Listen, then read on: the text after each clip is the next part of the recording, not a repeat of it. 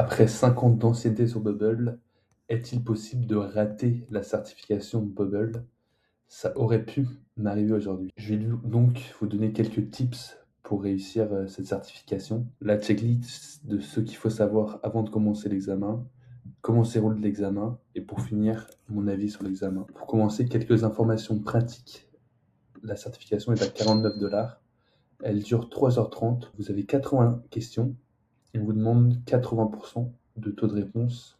2 chances pour réussir cet examen sous 3 mois. C'est-à-dire que si vous loupez l'examen une première fois, vous pouvez la repasser dans une période de 3 mois. L'examen est surveillé. On vous demandera d'avoir votre webcam allumée et votre micro allumé lors de toute l'épreuve. On vous demande pour cela d'installer un logiciel. C'est un petit logiciel facile à installer. Les documents qui sont non autorisés, c'est tout ce qui est IA, donc ChatGPT, Gemini, Claude. Documents qui sont autorisés sont ce qui est le forum, l'éditeur et la documentation.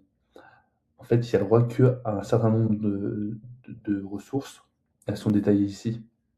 Et un petit conseil, c'est que avant de commencer l'examen, je vous conseille d'avoir plusieurs onglets.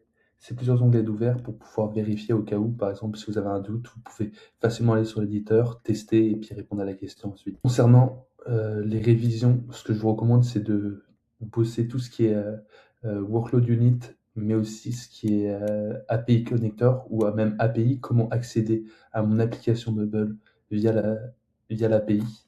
Un petit tips aussi, c'est que j'ai utilisé l'apprentissage guidé, le fonctionnement apprentissage guidé de Gemini pour pour me proposer des questions, pour me faire un petit QCM. Et c'est un peu l'identique en fait que l'examen, donc c'était intéressant d'avoir quelques questions. Maintenant, une fois que vous êtes prêt, vous commencez votre certification. Donc, comment se passe la certification? Je sais qu'il y a des captures d'écran sur l'interface. Donc, l'interface est comme ça. En haut, vous pouvez voir le taux de réponse. Vous avez 2 jauges. Une jauge pour le taux de réponse répondu, une autre jauge sur le temps restant. C'est bien que les 2 jauges se suivent. Vous avez votre question et c'est principalement des QCM. S'il n'y a que 2-3 questions, vous avez du texte à taper. Mais c'est des QCM à chaque fois. Et aussi, petit tip, c'est que vous pouvez bookmarker les questions si vous avez un doute. Et les questions bookmarkées, en fait, vous pouvez les retrouver. Vous avez le listing de toutes les questions sur la gauche. Et vous pouvez accéder en fait aux questions où vous avez un doute. Vous pouvez y revenir, par exemple, sur la fin, si vous avez un doute, repasser sur toutes les questions où vous aviez un doute et prendre un peu plus de temps. Je peux vous montrer rapidement mon diplôme, ma petite certification. Elle ressemble à ça. Ensuite, mon avis, c'est que la certification est très très longue. Donc moi, c'était 2 heures, donc c'est 3h30, vous avez 3h30. Bubble dit que vous pouvez le faire en 2 heures.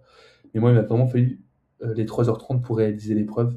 J'ai même rushé les 10 dernières questions. Et j'ai eu l'épreuve à vraiment 80% des réponses. Je crois que c'était 71 ou 72 réponses bonnes que j'ai eues, qui m'ont permis d'obtenir la certification. Mais vraiment, c'est un marathon et 3h30, c'est long, quoi. Un autre point intéressant, c'est que il y a certaines questions que je trouve qui sont très longues, ils vont mettre beaucoup de contexte, ils vont détailler une application.